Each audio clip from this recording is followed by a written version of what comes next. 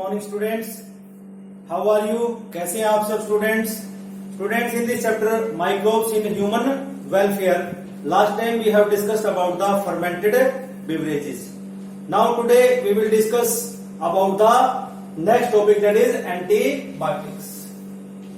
आज हम यहां पर एंटीबायोटिक्स के बारे में डिस्कस करेंगे. और जो एंटीबायोटिक्स है, इनका हमारी लाइफ में बहुत ही इंपॉर्टेंट रोल है. तो सबसे पहले शुरू करते हैं जो एंटीबायोटिक टर्म्स है. Who coined this term? That means this term coined by Waksman in 1942. और अगर हम बात करते हैं कि एंटीबायोटिक्स क्या है, इसमें जो एंटी वर्ड है, एंटी का मतलब क्या होता है? एंटी का मतलब होता है अगेंस्ट, ठीक है ना. और जो बायो है, इसका क्या मतलब होता है? लाइफ.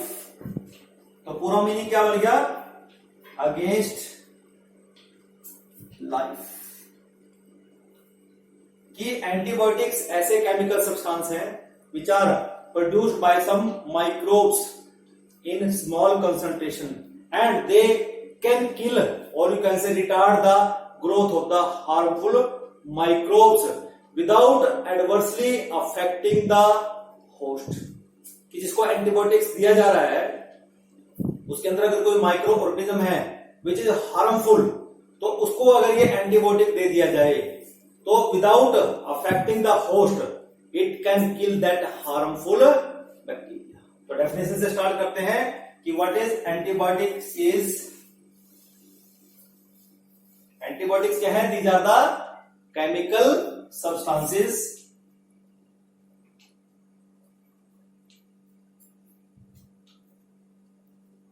ठीक है ना, chemical substances produced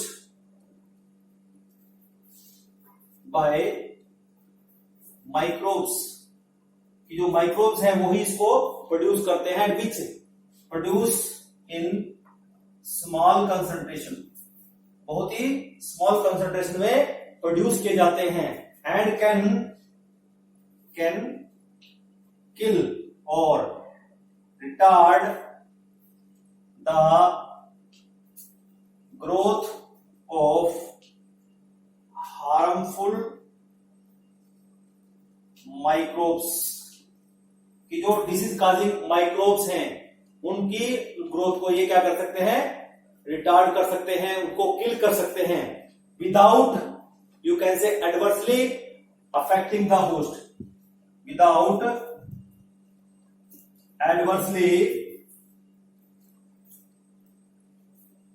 affecting the host. तो उसको हम क्या कहेंगे? एंटीबायोटिक कहेंगे. फिर बात आती है कि जो एंटीबायोटिक है, सबसे पहला एंटीबायोटिक किसने डिस्कवर किया? It is first antibiotic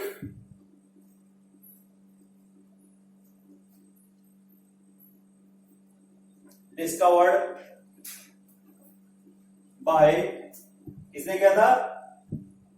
Alexander Fleming ने. किसने किया था? अलेक्जेंडर फ्लेमिंग ने डिस्कवर किया था इन 1928 में. देखिए, ये जो डिस्कवरी थी it is a chance discovery. कैसी डिस्कवरी थी ये? चांस डिस्कवरी थी कि बाय चांस ये डिस्कवर हो गया अलेक्जेंडर फ्लेमिंग से. एक्चुअल में ये जो अलेक्जेंडर फ्लेमिंग था ये एक माइक्रोब के ऊपर काम कर रहा था. बैक्टीरिया है स्टेफिलोकोकस ऑरियस, किसके ऊपर काम कर रहा था? Staphylococcus aureus. ये इसके ऊपर काम कर रहा था, ठीक है ना.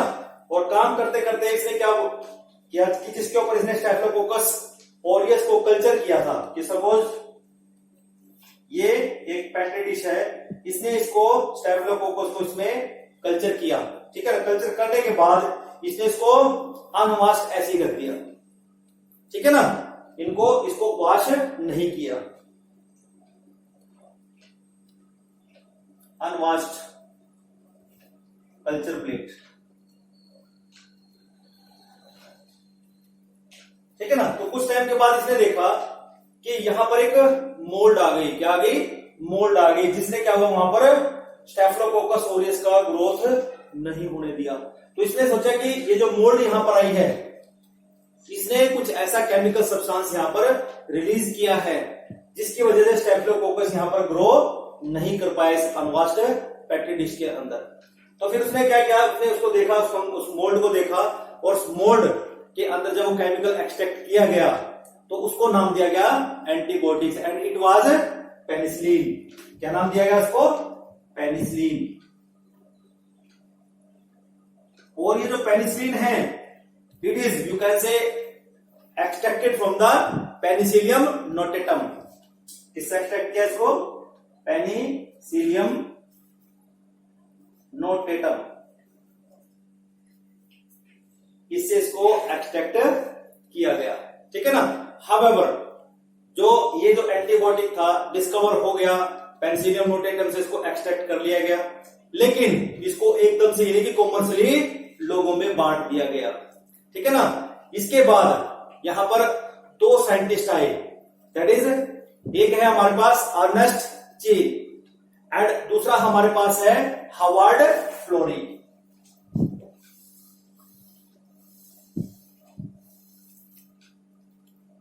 Ernest Chain and Howard Florey, ये दो साइंटिस्ट आए, इन्होंने इसके ऊपर वर्क किया and they have commercialized the use of this antibiotics. They made it commercialized and used in second world war. Second world war में इसका इस्तेमाल किया गया पहले, कि जो वाउंडेड अमेरिकन सोल्जर्स थे, कौन थे? कौन? वाउंडेड अमेरिकन सोल्जर्स थे, उनके ऊपर इसका इस्तेमाल किया गया फर्स्ट टाइम। ठीक है ना। एंड लेटर ऑन जो फ्लेमिंग है, जो हमारे पास अर्नेस्ट चेन है and Howard Florey, they were awarded a Nobel prize for this, you can say, marvellous discovery.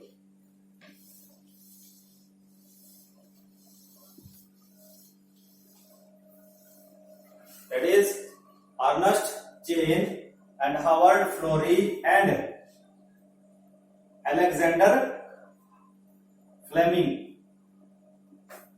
awarded by Nobel Prize। इनको इस काम के लिए नोबेल प्राइज दिया गया इन 1945 में इनको यहां पर इसके लिए अवार्ड दिया गया। क्यों? क्योंकि ऐसा एंटीबायोटिक हमारे हाथ में आ गया कि अगर हमें कोई इंजरी होती है, कोई कट होता है, तो हमारी बॉडी में अगर ये एंटीबायोटिक लगा दिया जाए तो हमें नुकसान नहीं होगा। इसके बाद और भी बहुत सारे एंटीबायोटिक डिस्कवर हुए, जिसमें से एक एंटीबायोटिक है वेक्समैन एंड वुडरफ ने आइसोलेट किया। वेक्समैन एंड वुडरफ आइसोलेटेड, इन दोनों ने भी मिलकर क्या किया, एक एंटीबायोटिक को आइसोलेट किया and they given the name actinomycin. कौन सा नाम दिया? Isolate actinomycin. इन्होंने एक्टिनोमाइसिन को क्या किया? आइसोलेट किया इन 1941, इन 1941 एंड एक और है जिसका नाम है स्ट्रेप्टोमाइसिन।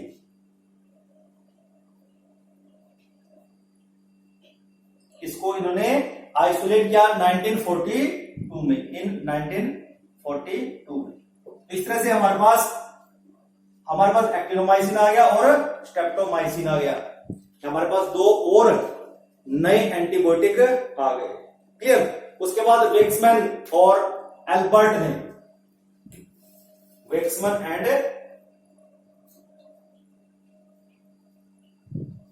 अल्बर्ट, एक और साइंटिस्ट के साथ मिलके इन्होंने फिर आइसोलेट किया, डिस्कवर किया स्ट्रेप्टोमाइसिन को और दोबारा से, ठीक है ना, स्ट्रेप्टोमाइसिन के ऊपर वर्क किया।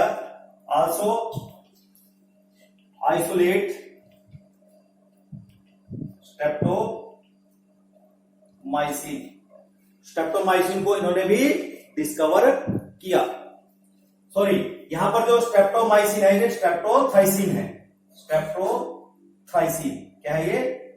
मींस जो हमारे वेक्समैन ने वुडवुर्फ के साथ काम किया था तो उन्होंने स्ट्रेप्टोमाइसिन को डिस्कवर 1941 में और स्ट्रेप्टोथाइसिन को 1942 में। लेकिन वेक्समैन ने अल्बर्ट के साथ मिलके आइसोलेट किया स्ट्रेप्टोमाइसिन को, ठीक है ना। और इस तरह से हमारे पास और भी जो एंटीबायोटिक्स हैं वो डिस्कवर होने लगे। उसके बाद हमारे पास नेक्स्ट आता है एक और, Burkholder in 1947। Burkholder in 1947 इन्होंने भी एक आइसोलेट किया क्लोरोमाइसिटीन, डिस्कवर्ड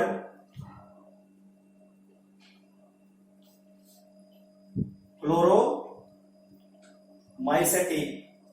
ये इस तरह से हमारे पास काफी सारे जो एंटीबायोटिक्स है फिर धीरे धीरे डिस्कवर होने स्टार्ट हो गए। तो इस तरह से हमारे पास जो एंटीबायोटिक्स है आज की डेट में अगर हम देखें तो 7000 के लगभग हमारे पास आज नॉन एंटीबायोटिक्स है। और एवरी ईयर हम ये कहते हैं कि सम 300 न्यू एंटीबायोटिक्स आर डिस्कवर्ड। किस लिए डिस्कवर हो रहे हैं? क्योंकि bye means of hyper sensitive micro organism started in 1970। क्योंकि जो हमारे माइक्रो ऑर्गेनिजम्स हैं वो हाइपर सेंसिटिव होते जा रहे हैं। इसका मतलब क्या हुआ कि जैसे भी हम कोई एंटीबायोटिक्स इस्तेमाल करना स्टार्ट कर देते हैं, maybe they develop some resistance against that antibiotic and they जो हमारा एंटीबायोटिक है it do not respond to that particular micro organism. इसलिए हमें क्या करना पड़ेगा, फिर एक नया एंटीबायोटिक फिर खोजना पड़ेगा। क्यों? हमारे पास जो माइक्रो ऑर्गेनिजम्स हैं वो हाइपर सेंसिटिव हैं, वो अपने अंदर कुछ चेंजेस ला देते हैं। तो अगर हम ओवरऑल देखें जो एंटीबायोटिक्स हैं over 7000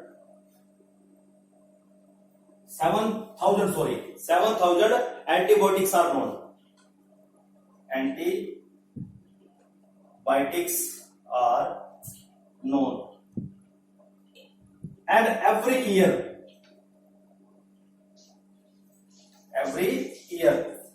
300 new antibiotics are discovered by means of hyper sensitivity of microbes, कि जो हमारे माइक्रोब्स है they are hyper sensitive and it was started in 1970 में, 1970 के लगभग ये स्टार्ट किया गया। ठीक है ना। फिर हमारे पास कुछ स्ट्रेन्स ऐसी हैं बैक्टीरिया की जिसमें हम कहते हैं कि एक से ज्यादा हमारे पास हम वहां से एंटीबायोटिक ले सकते हैं। एक है हमारे पास स्ट्रेप्टोमाइसिस ग्रेसियस, एक स्ट्रेन है बैक्टीरिया की स्ट्रेप्टोमाइसिस ग्रीवियस, और यू कैन से ग्रीसियस, सॉरी ग्रीवियस नहीं ग्रीसियस। ये एक स्ट्रेन है, एक बैक्टीरिया है, produce more than 41 antibiotics, produce more than 41 antibiotics, 41 के लगभग, बहुत सारे। फिर इस तरह हमारे पास बैसिलस है, सबटाइल्स है, सबटिलिस है, What's that? Bacillus subtilis. Bacillus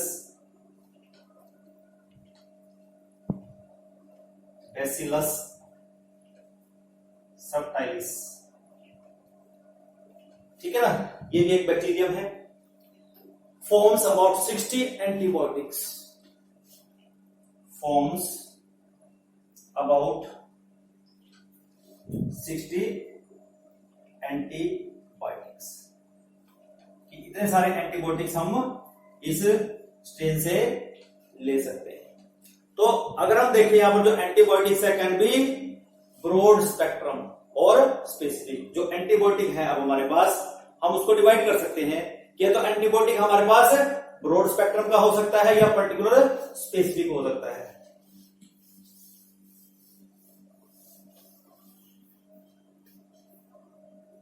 Antibiotics can be broad spectrum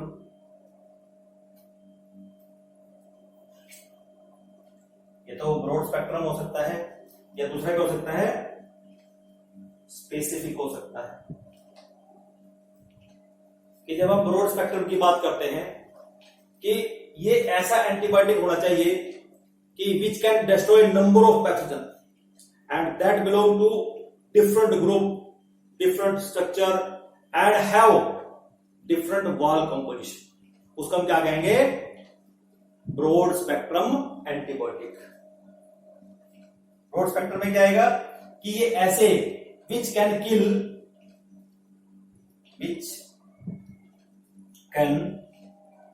kill or destroy all kind of pathogen. क्यों पैथोजन चाहे कैसा भी हो, सबको किल करे. ठीक है ना. That belong to different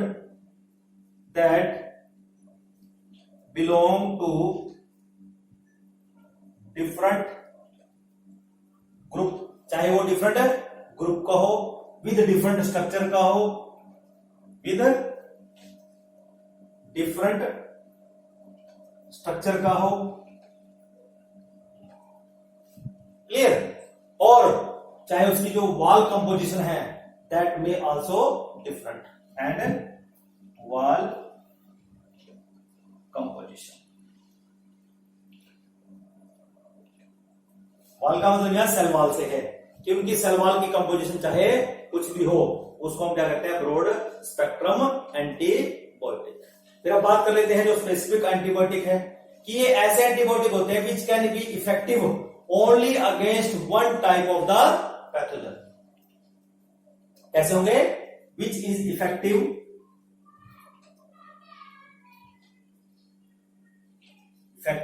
against only one kind of pathogen. सिर्फ एक ही पैथोजन को ये किल करेंगे. स्पेसिफिक है. ठीक है ना, कि अगर एक एंटीबायोटिक है वो एक ही पैथोजन को किल करेगा. लेकिन जो वाइड स्पेक्ट्रम है, it can kill any pathogen, किसी भी पैथोजन को ये किल कर सकता है. सो अगर हम देखें कि जब हमारे पास ब्रॉड स्पेक्ट्रम होगा और जो स्पेसिफिक होगा, तो अब हम यहां पर ये देखेंगे कि हमारे पास जो जितने भी बैक्टीरिया हैं या जितने भी एंटीबायोटिक्स हैं, they can be categorised into 5 classes. तो एंटीबायोटिक्स की हमारे पास कितनी क्लासेस हो जाएंगी, total 5. Antibiotics can be classified into कितने, 5 क्लासेस में बोला. Can be classified into 5 classes of antibiotics. 5 classes हमारे पास एंटीबायोटिक्स की हम कर सकते हैं. पहली क्लास है बीटा लैक्टन्स.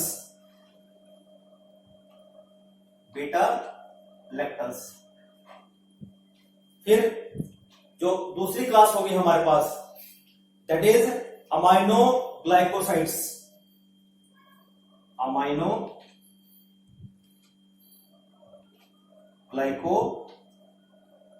साइट्स, ये दूसरी क्लास होगी। फिर जब हम तीसरी क्लास की बात करेंगे, इट इज क्विनोलिन्स, और ये कहते हैं क्विनोलिन्स, क्विनोलिन्स होगी, क्या होगी? क्विनोलिन्स। फिर फोर्थ क्लास होगी सल्फा अमाइड, सल्फोनामाइड्स, सल्फोनामाइड। और जो फिफ्थ क्लास होगी दैट इज ग्लाइकोपेप्टाइड।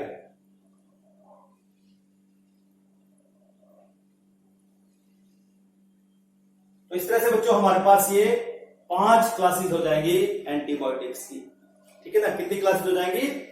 5 हो जाएंगी, ठीक है। जो अगर हम बात करते हैं अब आगे कि अब ये जो 5 क्लास में डिवाइड कर दिया कि अब ये इनका एक्शन कैसे होगा, कि जो हमारा एंटीबायोटिक है वो वर्क कैसे करेगा, ठीक है ना? कि 2 तरीके हो सकते हैं हमारे पास, या तो वो बैक्टीरियासाइड्स हो जाए कि वो सीधा बैक्टीरिया को किल कर दे, और दूसरा कैसा हो जाए कि it inhibit the growth of the bacteria, means bacteriostatic हो जाए। अब बात करते हैं जरा action of the antibiotic. Action of antibiotic, देखिए हम कहते हैं कि 2 तरीके हैं एंटीबायोटिक के एक्शन के। किसी तरह तो बैक्टीरियासाइड्स हो जाए कि बैक्टीरिया हमेशा किल कर दे, ये तो बैक्टीरियासाइड्स की तरह काम करे, दैट मीन किल और डिस्ट्रॉय द बैक्टीरिया, इसको किल कर दे या डिस्ट्रॉय कर दे, क्लियर? या बैक्टीरियोस्टैटिक हो जाए, स्टैटिक हो जाए, means inhibit the growth of the bacteria, कि या वो एंटीबायोटिक क्या काम करे, वो बैक्टीरिया को ग्रो ना होने दे, उसको वहीं पर रेस्ट्रिक्ट कर दे। फिर होगा कैसे कि ये दोनों एक्शन हम अचीव कैसे कर सकते हैं, ठीक है ना? इसको अचीव करने के लिए देखिए, this can be done by,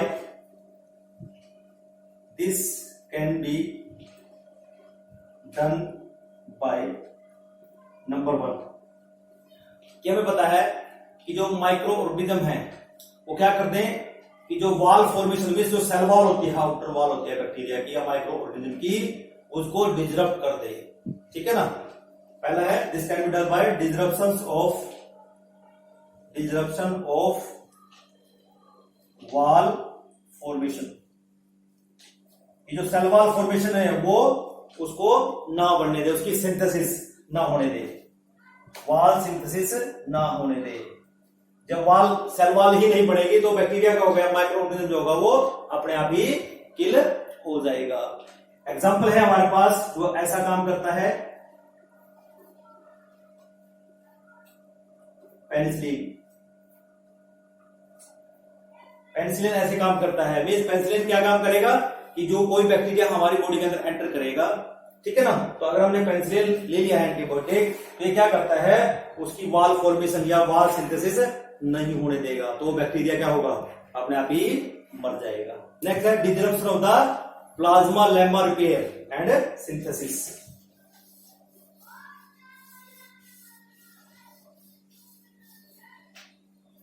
second है डिसरप्शन ऑफ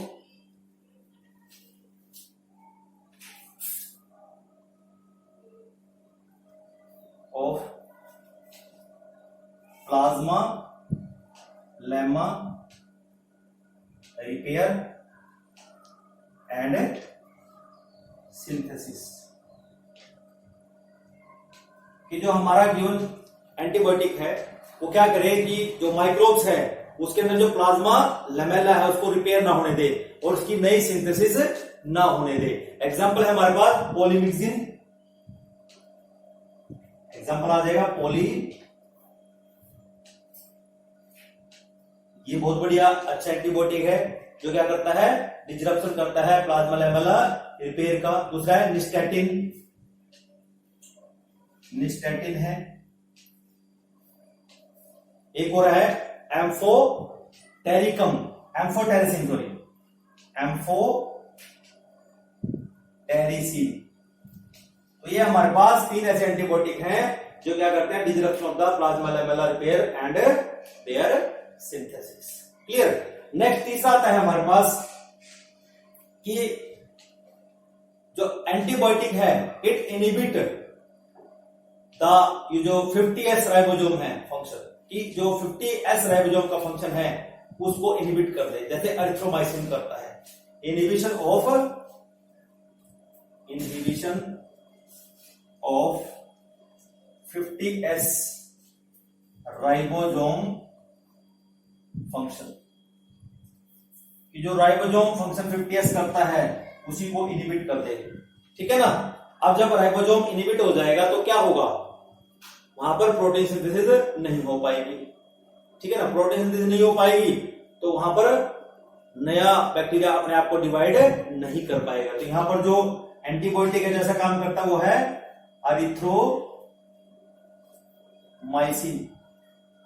ठीक है ना। फिर दूसरा है इनहिबिशन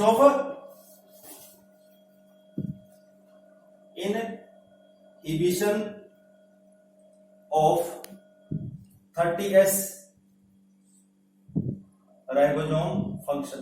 इसी तरह जैसे 50S का किया है तो कुछ एंटीबायोटिक ऐसा होगा जो 30S जो माइक्रो ऑर्गेनिज्म है उसके एक्शन को, उसके फंक्शन को नहीं होने देगा। जैसा एग्जांपल हमारे streptomycin and neomycin. Streptomycin and neomycin, ये बैक्टीरिया, ये हमारे पास एंटीबायोटिक है जो क्या करता है, 30X का जो फंक्शन होता है उसको क्या करेगा, इनहिबिट कर देगा। नेक्स्ट है inhibition of the amino acid and tRNA binding to the ribosomes. Inhibition of amino acid tRNA binding, tRNA binding to ribosome. क्योंकि आपको पता है कि जब प्रोटीन सिंथेसिस होती है तो जो टीआरएनए है ये राइबोसोम के साथ बाइंड करता है। अगर इसी को इनहिबिट कर दिया जाए तो तब भी प्रोटीन सिंथेसिस नहीं होगा, और वहां पर जब प्रोटीन सिंथेसिस होगा तो जो बैक्टीरिया, जो माइक्रोब्स होगा उसका सर्वाइवल क्या होगा, खत्म हो जाएगा, वो वहां पर सर्वाइव नहीं कर पाए। इसके लिए हमारे पास एग्जांपल है टेट्रामाइसिन। क्या है, टेट्रामाइसिन है, टेट्रामाइसिन। ओके। अब जो टेट्रामाइसिन के बाद हमारे पास जो नेक्स्ट आता है that is inhibition of the translation, कि जो प्रोटीन सिंथेसिस हो रही है उसी को इनहिबिट कर दिया जाए। 6th है इनहिबिशन ऑफ ट्रांसलेशन। और ट्रांसलेशन को आप समझते हैं कि ट्रांसलेशन का मतलब होता है कि प्रोटीन सिंथेसिस का ना होना, उसी को रोक देंगे, प्रोटीन बनेगा ही नहीं। जैसे यहां पर क्लोरोएम्फेनिकोल करता है, एग्जांपल है क्लोरोएम्फेनिकोल। क्या है, क्लोरोएम्फेनिकोल। ये हमारे पास एंटीबायोटिक है जो क्या करता है, इनहिबिट करता है ट्रांसलेशन को। क्लियर। तो ये हमारे पास डिफरेंट तरीके हैं कि हम जो जो हमारे पास जो एंटीबायोटिक्स हैं different, which can act in to kill a particular microbes, कि माइक्रोब्स के अंदर ये डिफरेंट एक्टिविटी को कंट्रोल करके उनको किल किया जा सकता है। नेक्स्ट आता है कि हमारे पास अगर एंटीबायोटिक है तो एक गुड एंटीबायोटिक के अंदर क्या क्या कैरेक्टरिस्टिक्स होनी चाहिए। Now we will learn about the characteristics of good antibiotics.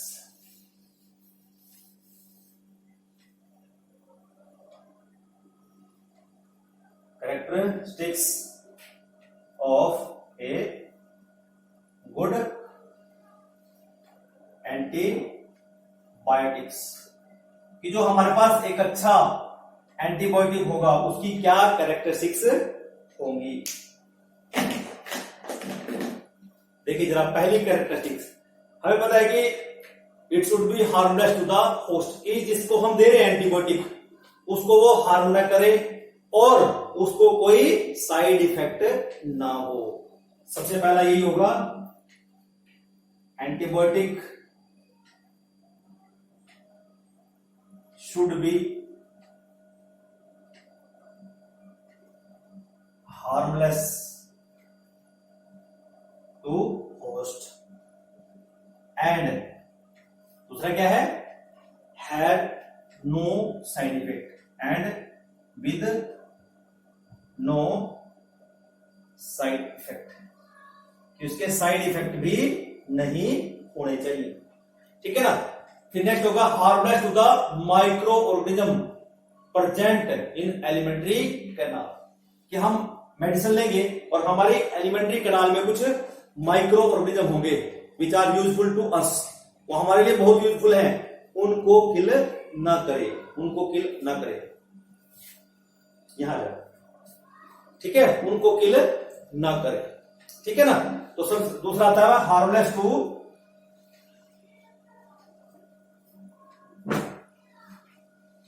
Micro organism, और यू कैन से useful micro organism, you can से यूजफुल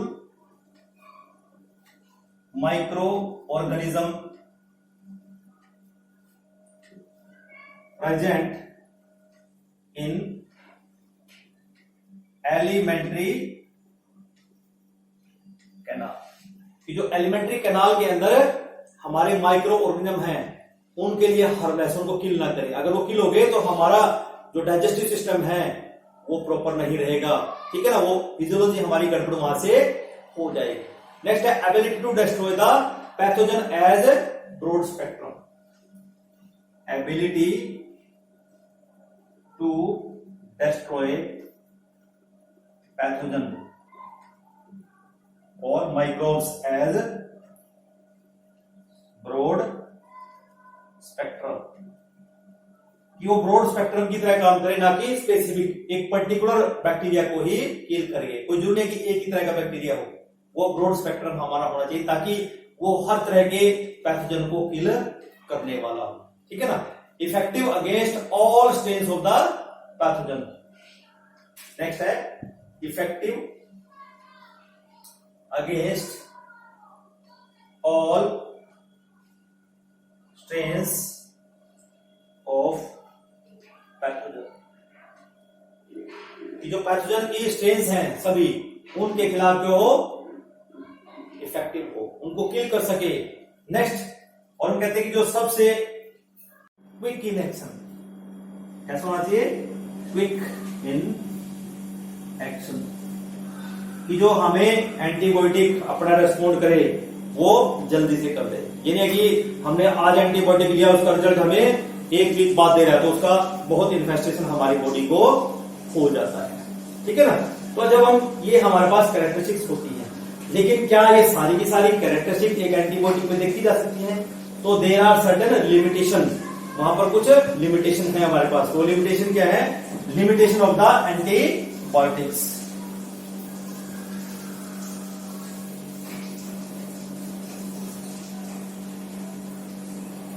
लिमिटेशंस ऑफ एंटीबायोटिक्स,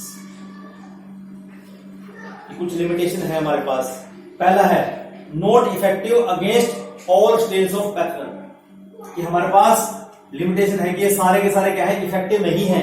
ठीक है ना। Not effective against, not effective against all kind of pathogen, ये एक limitation है। दूसरा, they do not have effect against virus, they do not have effect against virus, क्योंकि virus का स्ट्रक्चर आपने स्टडी किया है +1 में, तो आप देख सकते हैं कि वहां सेल वॉल होती है, नहीं होती। इसका मतलब अगर वायरस के ऊपर थोड़ा बहुत इफेक्ट है भी तो लिटिल होगा। क्या होगा? If effect that means effect is very little, अगर होगा भी तो बहुत थोड़ा सा होगा, ठीक है। इसलिए हम कहते हैं कि जब किसी को वायरल कोई डिजीज हो जाती है, उसमें हमें एंटीबायोटिक खिला दीजिए तो क्या वायरल इन्फेक्शन ठीक होगा? नहीं होगा, ठीक है ना।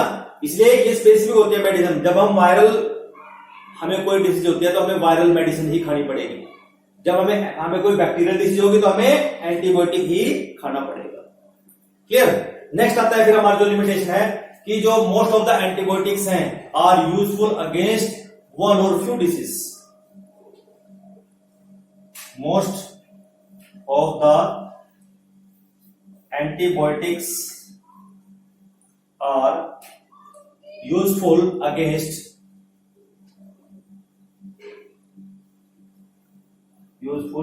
अगेंस्ट वन और फ्यू डिसीज, कि एक या कुछ ही डिसीज है जिसके खिलाफ ये एंटीबायोटिक्स हमारे काम कर सकते हैं। फिर जो सबसे लास्ट है, और मैं सबको सजेस्ट करता हूं, और हमें इसका ध्यान भी रखना है कि मार्केट में बहुत सारे एंटीबायोटिक हैं, क्योंकि आजकल हम क्या करते हैं, खुद ही घर के डॉक्टर बन जाते हैं और हम बाहर से मार्केट से जाते हैं और कोई भी एंटीबायोटिक खरीद के खा लेते हैं। देखिए, जब भी कोई एंटीबायोटिक हमें लेना है, हमें उसका डोज का पता नहीं है कि वो एंटीबायोटिक कितना लेना है, तो हमें डॉक्टर से ही प्रेस्क्राइब्ड एंटीबायोटिक लेना है, और कितना लेना है और कितने टाइम के लिए लेना है। तो it should be avoided to take antibiotic by yourself, इससे बचना है। तो antibiotic must be taken by the advice of the doctor only, because they knew that कि this antibiotic will effective in such quantity, we don't know. अगर हमने ऐसा कर लिया तो इसके एडवर्स इफेक्ट देखने को मिल सकते हैं। क्यों? क्योंकि हम क्या करेंगे, उसको बार बार खाएंगे और प्रॉपर डोज नहीं लेंगे, तो क्या होगा, जो बैक्टीरिया होगा अब वो प्रॉपर खत्म नहीं होगा, मे बी उसके अंदर रेसिस्टेंट डेवलप हो जाए, वो हमारे लिए भी खतरनाक है, और वो जब एनवायरमेंट में आएगा दूसरों के लिए भी खतरनाक हो जाएगा। तो इसलिए they should be taken by only in the, they should be taken by the advice of the doctor. क्यों? क्योंकि एक एक्यूरेट डोज एक डॉक्टर ही बता सकता है, ठीक है ना। तो अब मैंने बात किया रेसिस्टेंस की, तो अब थोड़ा सा रेसिस्टेंस भी डिस्कस कर लेते हैं कि रेसिस्टेंस अगेंस्ट एंटीबायोटिक्स की जो हमारे पास माइक्रोब्स हैं, हम कहते हैं कि हमारे एंटीबायोटिक क्यों वर्क नहीं करते। इसका मतलब क्या हुआ कि हमारे पास जो अवेलेबल एंटीबायोटिक्स हैं उनके खिलाफ जो माइक्रोब्स हैं उन्होंने रेसिस्टेंस डेवलप कर लिया है। नेक्स्ट है हमारे पास resistance to antibiotic.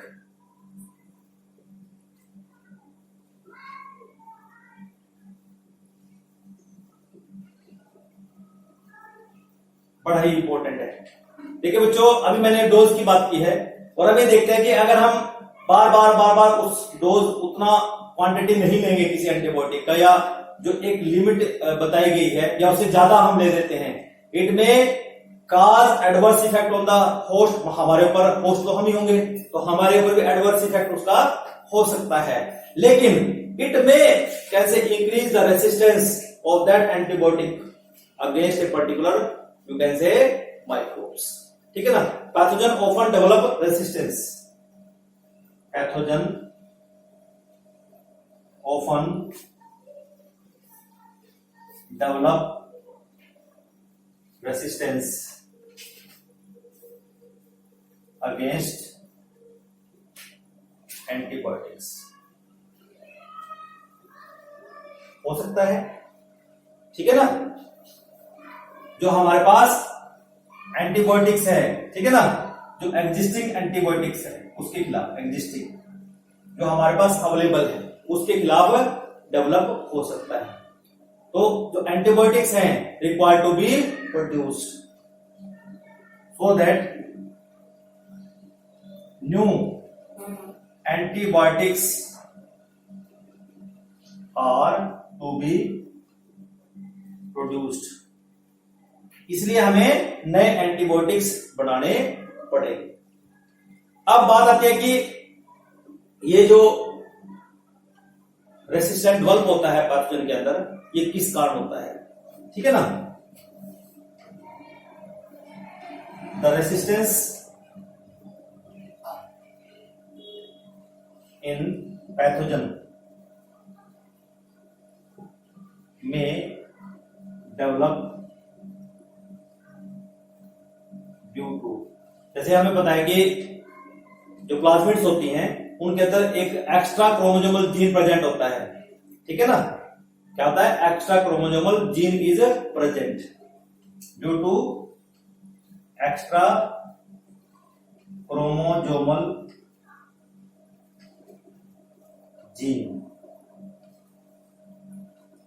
Present in plasmid, कि प्लाज्मिड के अंदर क्या हो सकता है, एक्स्ट्रा क्रोमोसोमल जीन प्रेजेंट होता है and they can pass,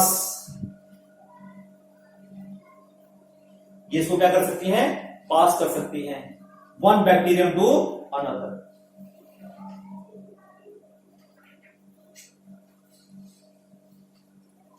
one bacterium to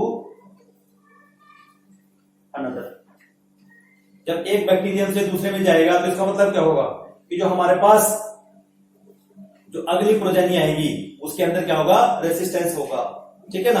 another due to transformation and transduction, due to transformation and transduction. देखिए यहां पर दो टर्म आई है, नहीं, एक है ट्रांसफॉर्मेशन, एक है ट्रांसडक्शन, कि ये जो हम बात कर रहे हैं इस जीन की, एक्स्ट्रा क्रोमोसोमल जीन की, ये एक बैक्टीरिया से दूसरे बैक्टीरिया के अंदर जाएगा। कैसे जाएगा, ट्रांसफॉर्मेशन से और ट्रांसडक्शन से। ट्रांसफॉर्मेशन का मतलब क्या हुआ, ट्रांसफॉर्मेशन कहते हैं कि direct uptake of genetic, foreign genetic material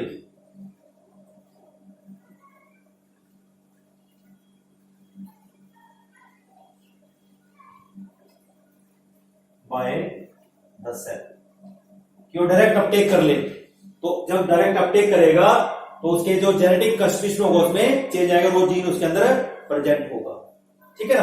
और जब हम ट्रांसडक्शन की बात करते हैं,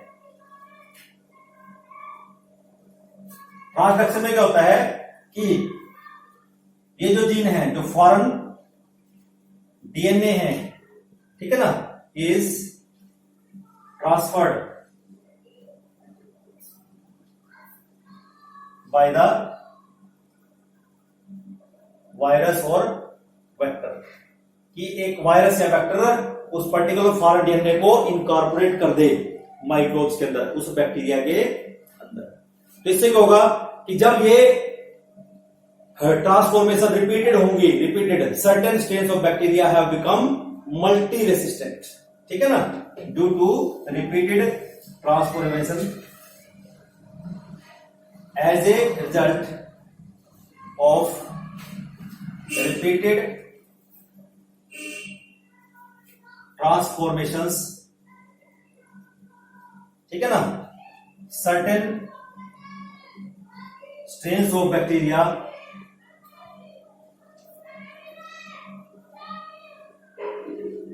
may become multi resistant, क्या बन जाएंगे, वो मल्टी रेसिस्टेंट बन जाएंगे, जिसको हम नाम देते हैं यहाँ पे सुपर बग। क्या नाम देते हैं, सुपर बग उसको हम बोल सकते हैं, और सुपर बग, कि अब इस पर्टिकुलर माइक्रोब को मारना बहुत मुश्किल है। इसके लिए हमें बहुत सारे ट्रायल करने पड़ेंगे और नए एंटीबायोटिक्स खोजने पड़ेंगे, ठीक है ना। इसका बहुत बढ़िया एग्जांपल है, कौन सा एग्जांपल है हमारे पास, NDM1, इसका एग्जांपल है हमारे पास NDM1,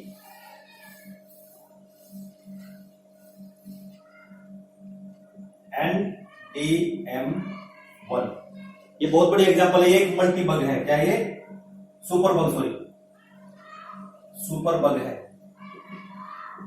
अभी मैंने नाम लिया। मीन्स ये मल्टी रेसिस्टेंट है। इसका पूरा नाम है न्यू दिल्ली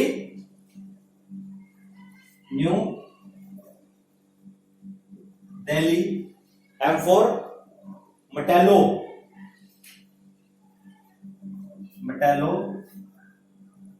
बीटा लैक्टन 1। पूरा नाम क्या है? New Delhi metallo beta lactam. ये एक ऐसा स्ट्रेन है हमारे पास which has resistance to antibiotics, resistant to antibiotics,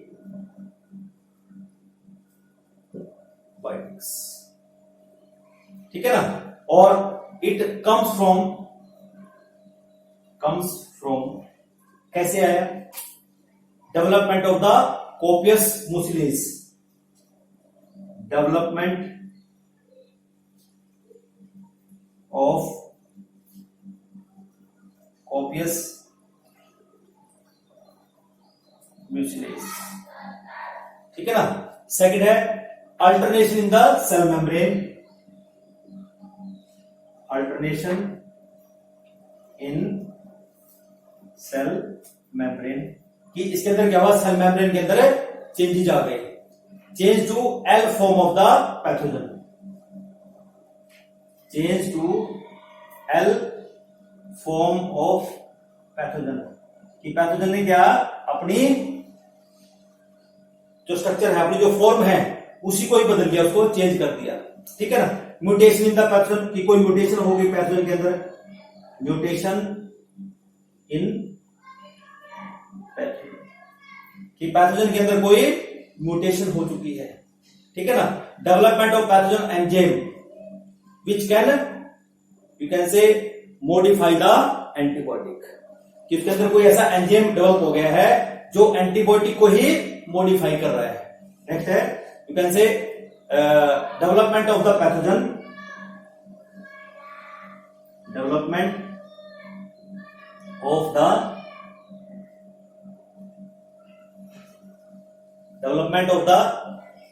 you can say pathogen enzyme which can modify antibiotic कि जो हमारा एंटीबायोटिक है वो उसी को मॉडिफाई कर रहा है। ये क्या है? एक एंजाइम ही तो है। क्या है ये एक एंजाइम है, इसे इसको सुपर बग बोला। क्यों? ये क्या करता है? एंटीबायोटिक का क्या काम करता है?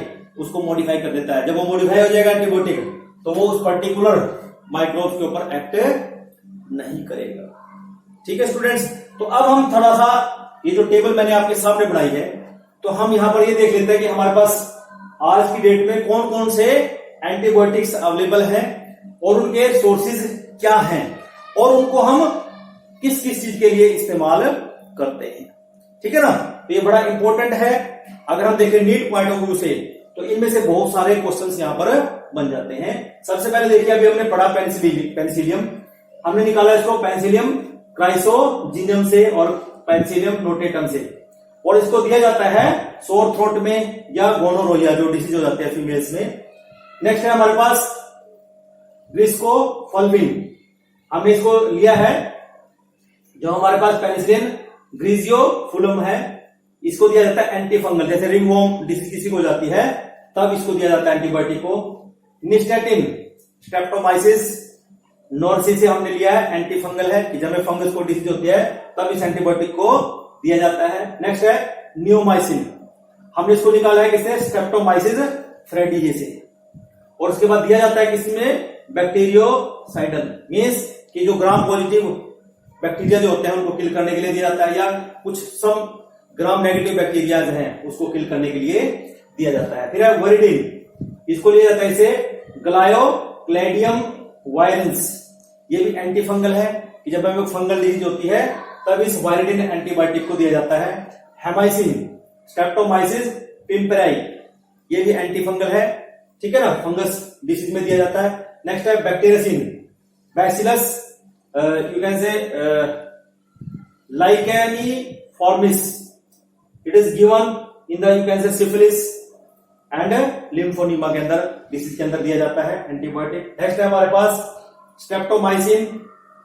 जो स्ट्रेप्टोमाइसिन है, it is you can say extracted from the streptomyces griseus and given the meningitis, pneumonia में दिया जाता है, ट्यूबरक्यूलोसिस में दिया जाता है। नेक्स्ट है हमारे पास क्लोरोएम्फेनिकोल, इसको हमने एक्सट्रैक्ट किया है streptomyces venezuelae and it is given in the typhoid and whooping cough, काली खांसी जो गलघोटू हो जाता है उसमें इसको क्लोरोएम्फेनिकोल को दिया जाता है। फिर तीसरा हमारे पास क्लोरोमाइसेटिन है, ठीक है ना, इसको हमने लिया है। जो स्ट्रेप्टोमाइसिस है लेवेंडुले है, इसको हम आज की डेट में लैब के अंदर सिंथेटिक फॉर्म में हमारे पास है, हमें कोई जरूरत नहीं है इसको इस स्पीसीज से निकालने के लिए, हम इसको सिंथेसाइज कर सकते हैं, ठीक है ना। And it is given against you can say cough में दिया जाता है, न्यूमोनिया में दिया जाता है, या कोई हमारे पास बैक्टीरियल इन्फेक्शन हो जाता है हमारे यूरिनरी ब्लैडर का अंदर, या यूरिनरी इन्फेक्शन हमें हो जाता है, तब ये डॉक्टर्स देते हैं क्लोरोमाइसेटिन, ठीक है ना। उसके बाद है जेंटामाइसिन, इसका नाम सबने सुना होगा एंटीबायोटिक का, और मोस्टली दिया जाता है and it is you can say extracted from the micromonospora से purpurea and it is given against the gram positive and the you can say against the sorry it is given against the gram positive bacteria only. next इसी तरह हमारे पास tetracycline हमारे पास है, which is you can say extracted from the streptomyces aureofaciens and given in viral pneumonia. इसे हमने बोला कि लिटिल, अगर कोई वायरल है वहां पर इसका थोड़ा सा लिटिल रोल है इन एंटीबायोटिक्स का। नेक्स्ट है हमारे पास है terramycin, again it is you can say extracted from streptococcus rimosus से and given in the intestinal, कोई इन्फेक्शन हमें हो जाता है, यूरिनरी इन्फेक्शन अगर हमें हो जाता है उसमें दिया जाता है, इंटेस्टाइनल में दिया जाता है और यूरिनरी इन्फेक्शन में इसको दिया जाता है। लास्ट है हमारे पास अरिथ्रोमाइसिन, और जो अरिथ्रोमाइसिन है it is again you can say extracted from the streptococcus erythreus से, और इसको दिया जाता है टाइफॉइड में और कॉमन न्यूमोनिया के अंदर, ठीक है बच्चों। तो इतनी सी जो नॉलेज है एंटीबायोटिक्स की आपको होना जरूरी है as a competition point of view, ठीक है बच्चों। तो आज के लिए इतना ही, मेरे अगले लेक्चर का इंतजार कीजिए। धन्यवाद, थैंक यू।